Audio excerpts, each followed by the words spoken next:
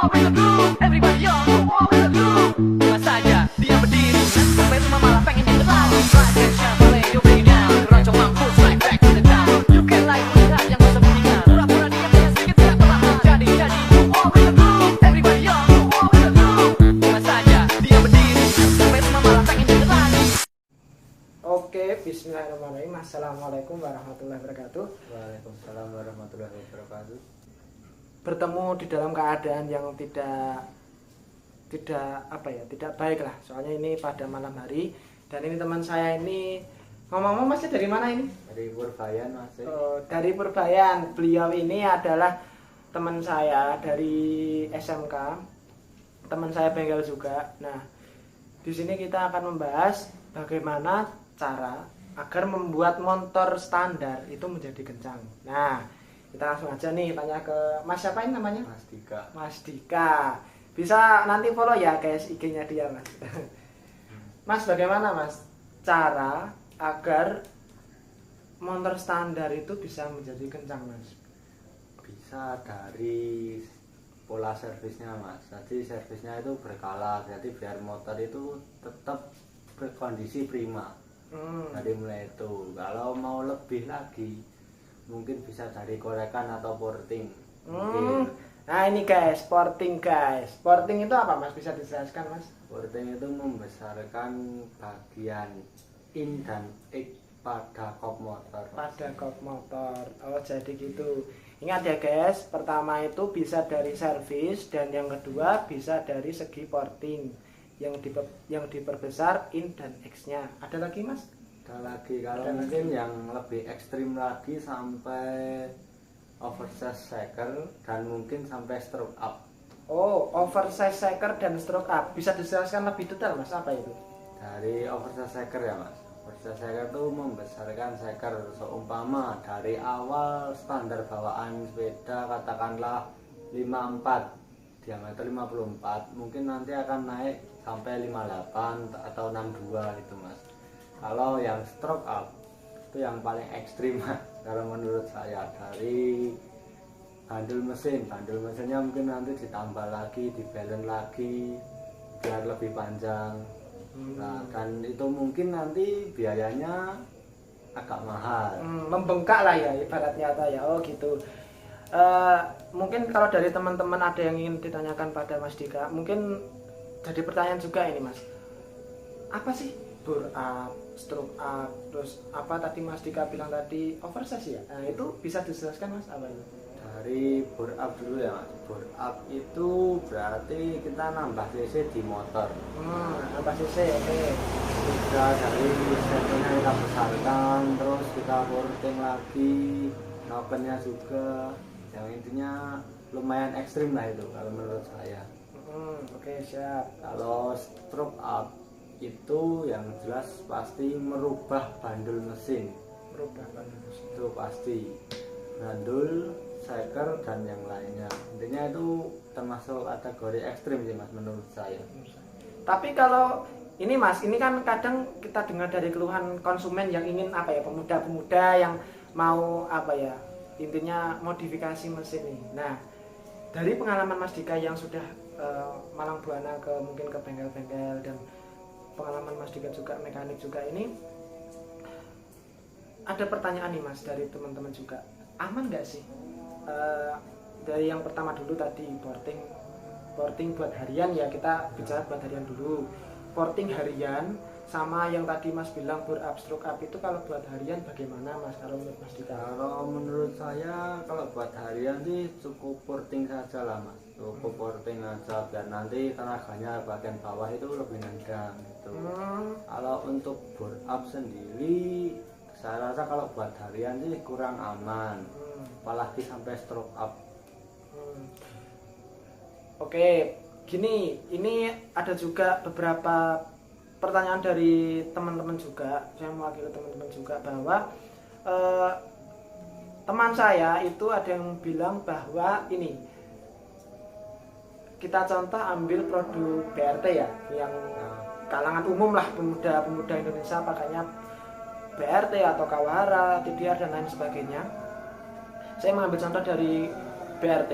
Nah, bagaimana pendapat Anda kalau dari pabrikan BRT itu menjual atau menawarkan produk bor-up, paket bor-up. Nah, dan mereka mengklaim bahwa ini aman untuk harian. Bagaimana Mas? Ya itu mungkin bisa Mas, karena mungkin dari BRT itu barang-barangnya itu barang mahal. Oh gitu, siap. Barang mahal, jadi kan komponennya itu bagus semua. Tapi kalau dibilang aman sih itu tergantung dari kompresi Mas. Kalau paket bor-up BRT itu katakanlah kompresinya masih 12, 13 itu masih aman Mas. Kalau kita buat kompresinya sampai 14 mungkin lebih, itu kalau buat harian sih kalau menurut saya kurang aman. Ya, rawan jebol ya. Rawan jebol. Ini guys, ini kita dapat ilmu tambahan lagi. Jadi kalau kalian ingin menambah performa, kita fokus ke porting aja. Tapi biasanya porting itu sama noken juga ya Mas ya? Biasanya juga itu. Nah, sama noken guys. Nah, nanti porting, noken nanti kita serahkan ke bengkel. Nah, nanti untuk kita atau mungkin teman-teman yang ingin mau menambah performa bisa hubungi bengkel-bengkel yang notabene sudah meracik racing. Nah, ini Mas, ini ada pertanyaan terakhir juga Mas, mungkin dari pribadi saya sendiri dan kekhawatiran teman-teman. Apabila kita sudah merombak mesin sedemikian rupa, mungkin dari porting, bore up, stroke up, nah bisa nggak sih dari kita sudah membuat modifikasi mesin seperti itu, kita kembalikan lagi ke standar, bisa nggak Mas? Bisa Mas. Oh, masih bisa? Masih bisa. Itu gimana Mas? Tetapinya itu tapi ya Mas, itu agak mahal karena sebelum kita bor-up jangan pakai komponen standar. Katakanlah kita beli burung, kop dan yang lain-lain itu kita beli yang merek racing. Jadi yang part standar kita simpen di rumah. Jadi suatu saat kita mau bikin motor kita standar, kita pasang lagi barang yang standar. Tapi kalau misal kalau sudah terlanjur nih pakai kop, misal kop atau seker atau burung, ibarat kop lah, kop itu kan kalau sudah diporting kan sudah diperbesar ya. Nah, bisa nggak Mas kalau dari segi bengkelnya sendiri itu mengembalikan ke standar lagi? Bisa Mas, itu nanti di las argon atau mungkin las aluminium masih bisa. Tapi untuk ukuran mungkin tidak sama presisi seperti yang di pabrik. Oh gitu. Ini bisa jadi rujukan juga ya. Jadi teman-teman kalau ingin membore up atau menambah performa, dipikir kembali karena kita tahu barang racing itu mahal ya Mas ya. Mahal dan kejam guys. Jadi gimana ya? Jika kalian ingin memodifikasi motor, utamakan kegunaan ya Mas ya, lebih kegunaan atau gimana sih, atau tren saat ini toh? Aku jadi bingung. Kalau saya sih lebih ke kegunaan aja lah Mas. Kalau katakanlah itu memang sepeda buat harian, kita modif mesinnya itu sedikit-sedikit aja, tidak usah sampai ke oversize atau mungkin sampai stroke up, cukup. Kalau sepeda biasa ya, bukan matic ya Mas.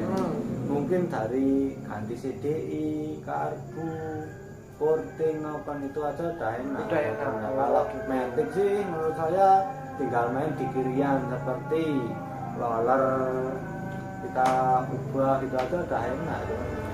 Oke, ini dari teman-teman juga ada yang bertanya gini Mas, estimasi biaya itu berapa sih? Kalau di biaya Mas mungkin bukan patokan ya ini. Iya. Kalau dari saya sih kalau cuma porting sama noken mungkin sama biaya bongkar pasang itu sekitar 300-350 lah. Oh, Tergantung gitu. dari motornya. Motornya Kalau sendiri ya. motornya emang sehat sih sekitar segitu. Tapi kalau ada part yang diganti mungkin nambah sedikit. Itu aneh ya Mas ya, berlaku untuk semua motor ya biasanya, atau ada yang misal kita ambil contoh motor MX atau mungkin motor Satria FU sama HRR gitu sama ya? Kalau menurut saya beda Mas, kan jumlah lubang yang harus diporting itu kan beda Mas. Ada yang 2 klep, ada yang 4. Gitu. Jadi kan beda-beda Mas. Itu ya guys ya, sebelum kalian mengubah pabrikan. Nah, pabrikan standar kalian menjadi yang kalian inginkan bisa dipertimbangkan kembali, atau nanti bisa kalian itu kontak sama Mas Dika kalau misal tanya-tanya atau gimana. Soalnya kalau dari saya sendiri kan saya juga masih belajar ya kan, jadi teman-teman bisa sambil belajar juga ke teman-teman bengkel, atau teman-teman bisa juga belajar lewat YouTube tuh bisa nggak ya Mas? Bisa. Di YouTube itu banyak sekali. Nah, kalau mau banyak. cari informasi, kita mau searching kita bisa. Oke Mas. Mas Dika, saya ucapkan terima kasih atas ilmunya. Sampai berjumpa kembali.